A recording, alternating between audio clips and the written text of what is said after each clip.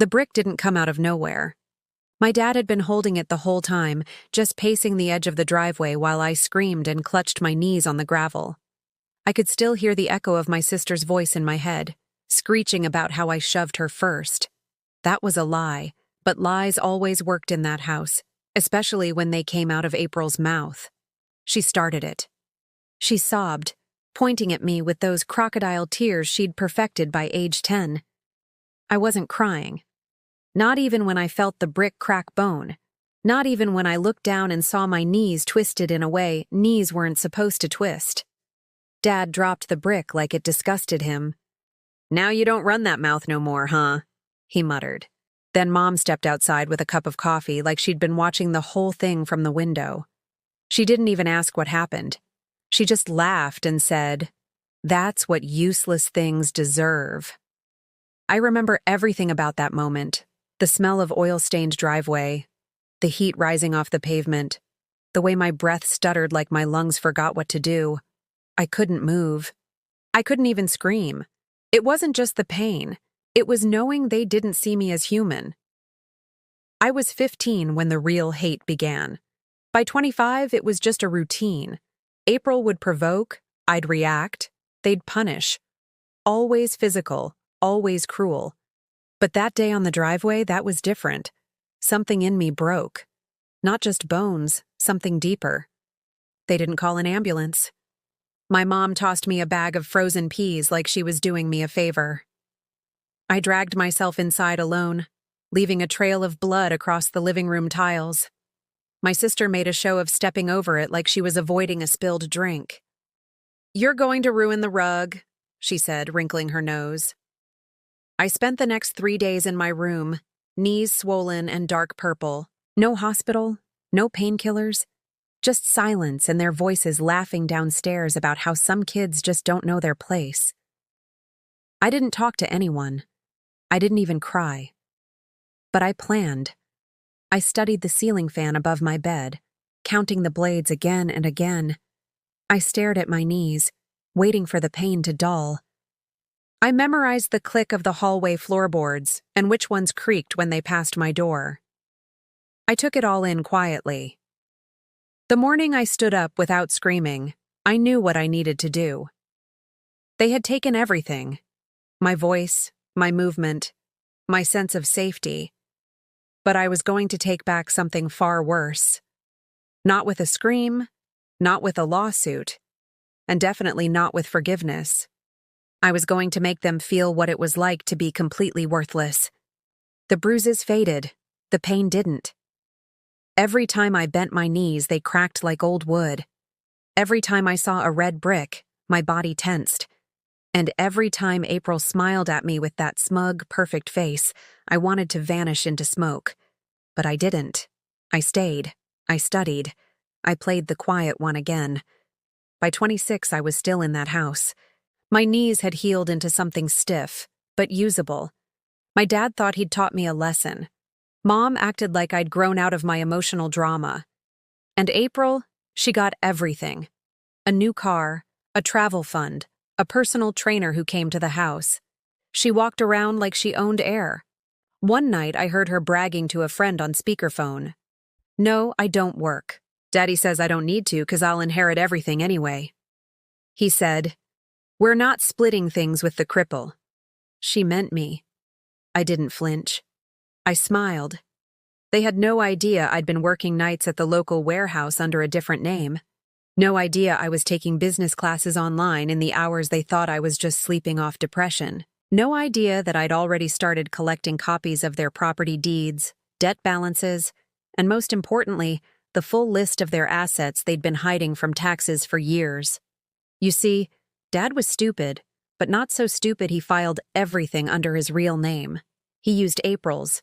Everything was in her name. The car, the house, the safe deposit box at the bank downtown. That gave me options. The plan came together on a Tuesday.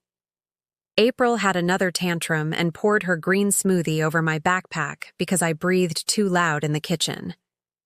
Dad left. Mom took a photo. "Frame this," she giggled, "for when she finally crawls away for good." I said nothing. The next day, I woke up early and left the house before anyone noticed. Dressed in black, hoodie up, I walked to the next town over and rented a storage unit. Inside it, 3 massive boxes, paperwork, screenshots, signatures. I'd been collecting them for 2 years. That afternoon, I sent out the first package. Not to the police, not to the IRS, but to every single one of my dad's creditors, and April's fake landlord, and the woman Mom had been secretly funneling donations to for her nonprofit, which, by the way, was a glorified slush fund they used to look charitable. By the end of the week, all their bills doubled. Their accounts froze. April got a furious call from her supposed landlord asking where the rent had gone. Dad accused Mom. Mom accused April. April threatened me, but I was already gone. I moved into a tiny apartment across town under a new name, still close enough to watch everything unravel. From afar, I saw them flail. My mom showed up to the bank and screamed until security was called. My dad drove to April's gym and demanded her assets back, yelling about betrayal in the parking lot. April locked herself in the bathroom for 2 days. But none of that compared to what came next, because the next envelope I sent was to April herself. Inside was a photo of me holding the brick. I'd taken it from the backyard months ago, and below the photo, one sentence written in her handwriting, photocopied from one of the forged inheritance forms. She doesn't deserve anything. She knew what it meant. She knew who did this. And she knew I wasn't finished. April didn't speak to anyone for days. At first, I thought she might crumble, maybe confess, but no. She posted a photo of herself on Instagram standing by the pool with a glass of champagne, captioned, "Unbothered, blessed, better." The internet believed it. So did Mom and Dad. But I didn't send that photo for fear. I sent it as a warning. That was phase 1. Phase 2 started at dawn 3 weeks later. That morning, Dad stormed into the backyard yelling. His prized red sports car was missing, the one he told everyone was his first love. Mom blamed April.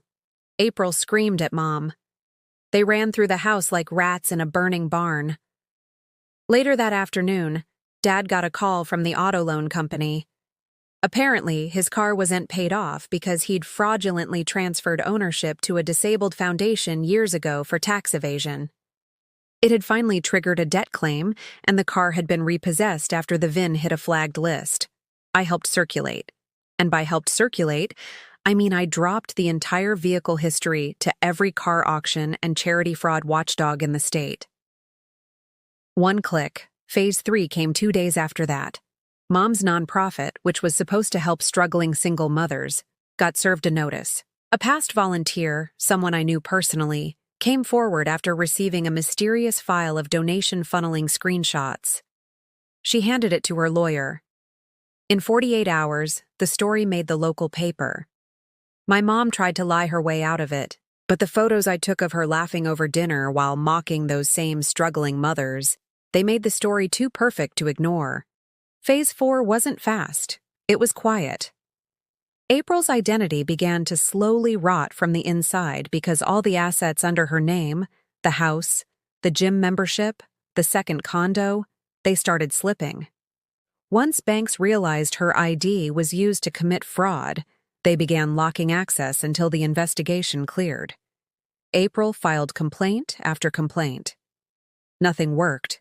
That's when she started texting me. At first, threats, then apologies. Finally, begging. I never answered. Meanwhile, I kept working. I started volunteering at the very real shelter where Mom had pretended to donate. The women there, they reminded me of what I could have become.